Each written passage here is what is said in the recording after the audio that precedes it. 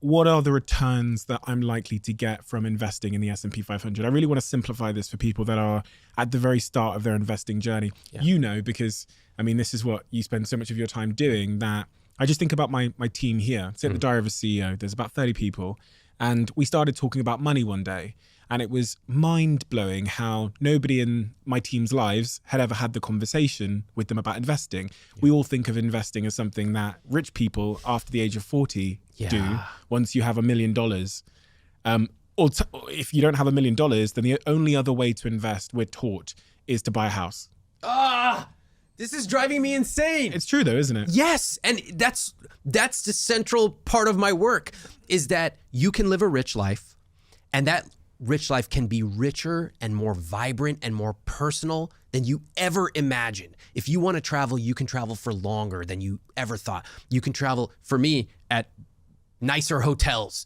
You can spend more time with your children, with your loved ones. Whatever your rich life is, you can do that. But you've got to learn a few key basic things about investing and money. So let me tell you what I would tell my family when they come to me. They go, how should I start investing? The simplest way that I advise my family is I say, get a target date fund. So let me explain what that is.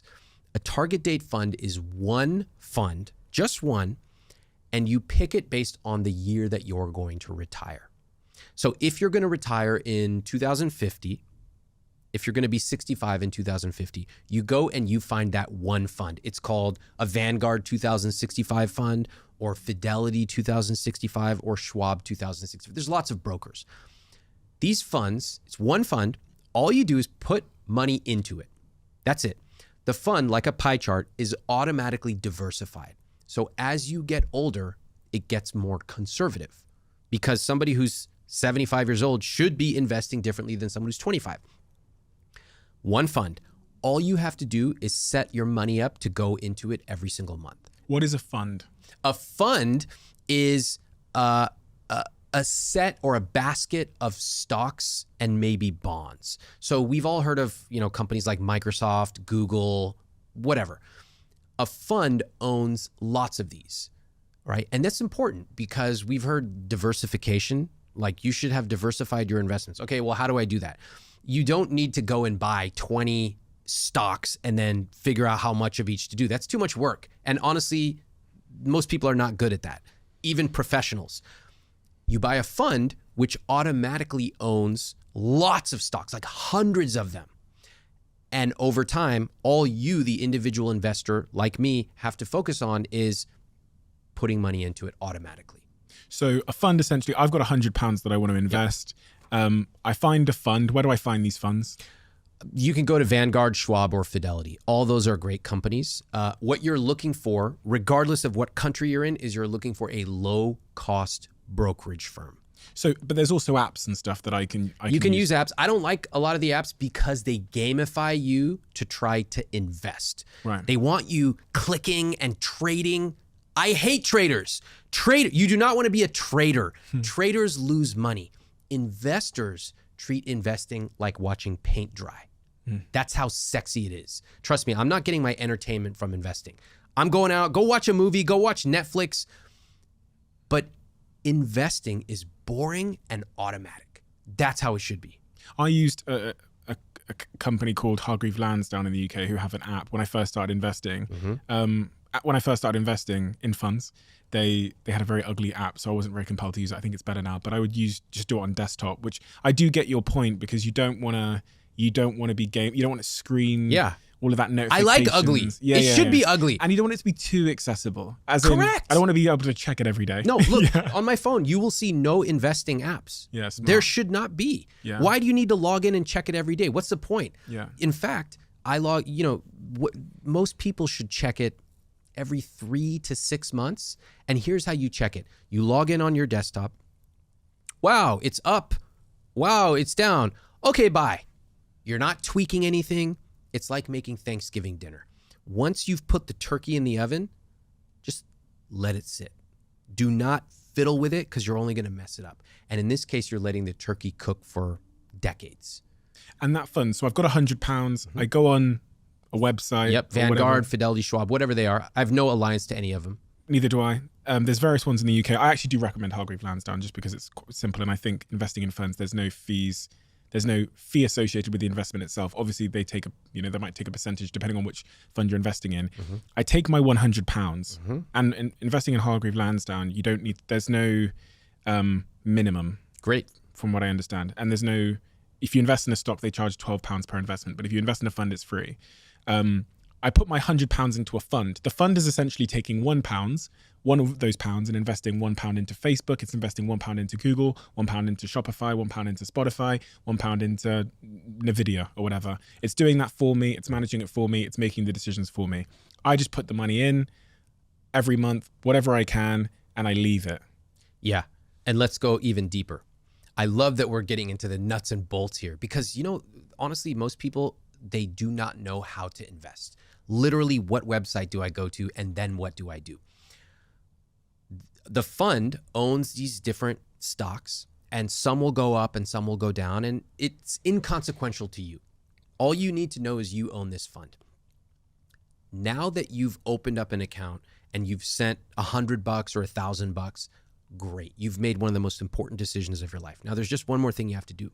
Set up an automatic transfer so that every single month you have a certain amount of money going in.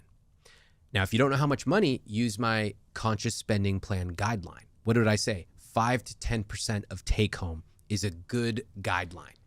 All right. You should be able to do 5%. Trust me. Anyone who comes to me, they go, Ramit, there's no way. Must be nice. I can't afford it. I go, show me where you're spending your money. I guarantee you I can find 5% to send in every month.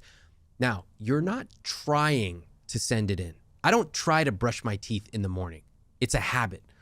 Investing is even easier than brushing your teeth because you set it up automatically. The investment fund will automatically draw from your checking account, and it will pull in $100, $500, $1,000, whatever your number is. And so you're not going to log in for 3, 4, 5 months. You're going to log in a few months later. You're going to be like, oh my God, I didn't even realize that all this money is in here. When you add that plus compounding over many years, that is how real wealth is created. So I don't want anyone to think that you have to be rich in order to start investing. One of the ways you get rich is by investing. I've got a friend that's currently actually in this building at the moment, and I had this conversation with them about a year ago, gave the advice that you've just given there.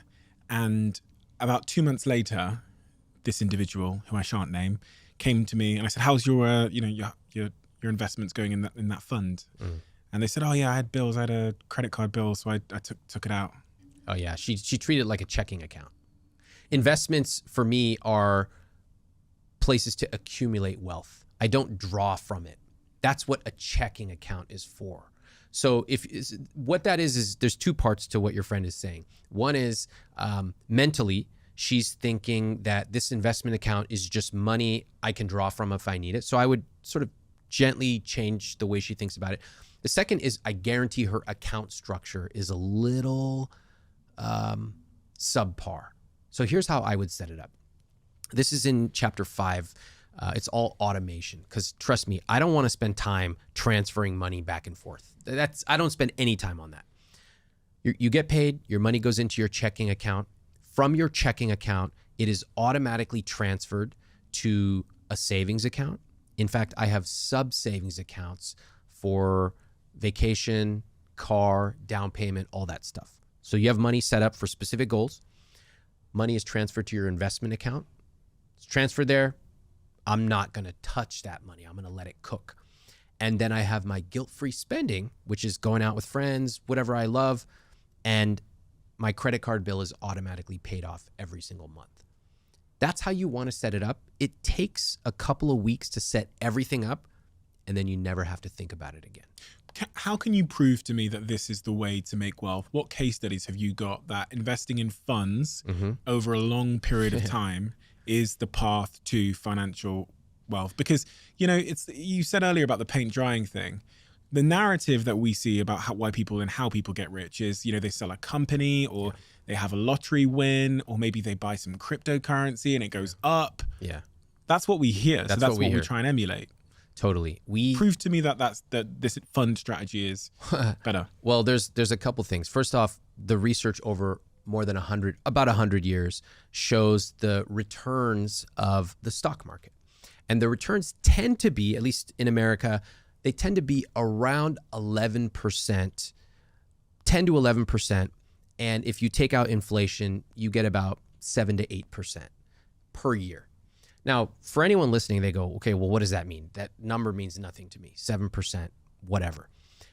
If you go right now and you Google investment calculator and you just plug in your age, you plug in, let's say, $200, $300 a month, and you plug in 7% return, and you just watch how that money grows, you will be shocked. Jack, get me my phone. I'm going to do it now. Okay, so let's search for compound interest calculator. And there's a really simple one. It's called Money Chimp. Okay, I've got it. All right. All right, so there's 4 numbers we need to fill out here. Let's take a look. The first is current principal. That means how much you've got in the bank.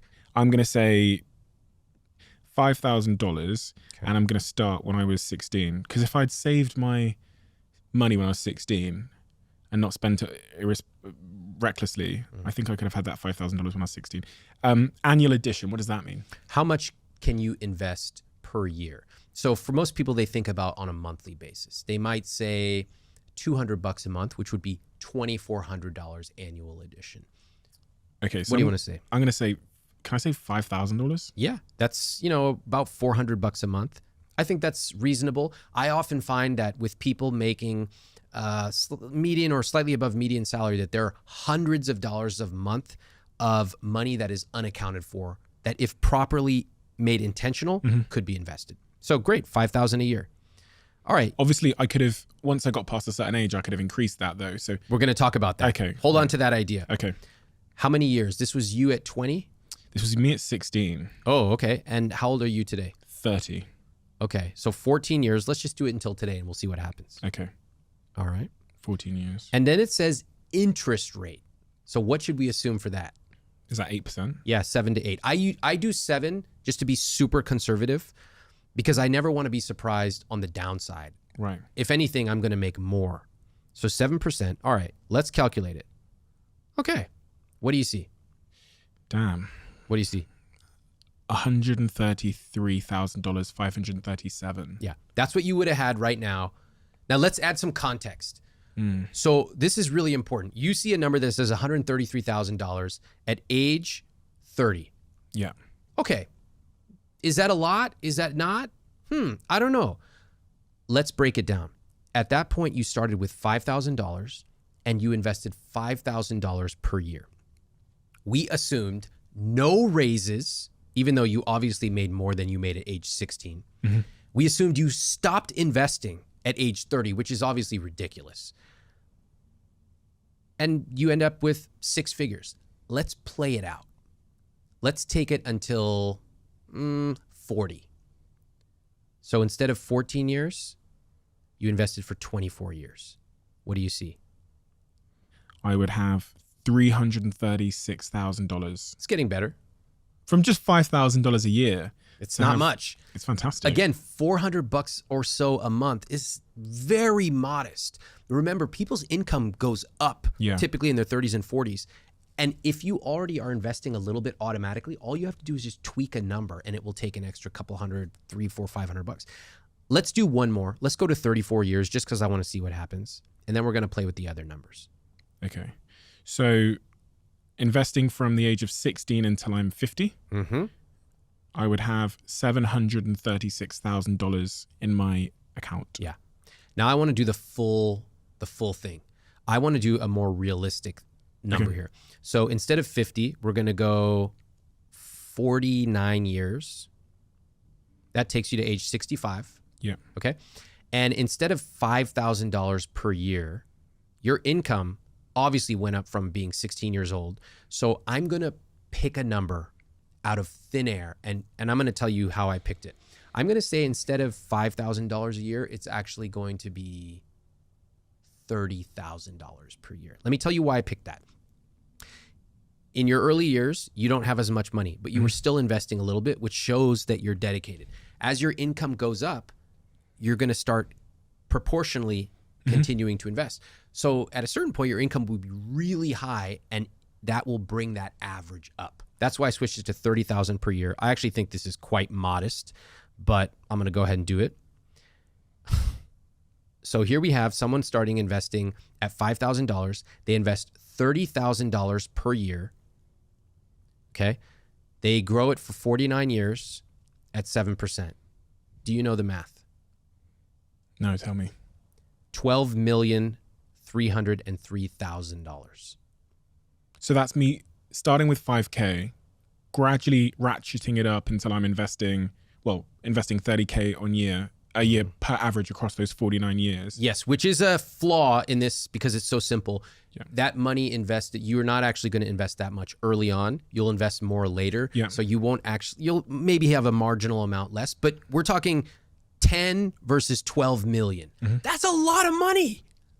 And then if I got 8% instead of the 7%, I'd have 17.4 million. Yeah, but don't mess with that.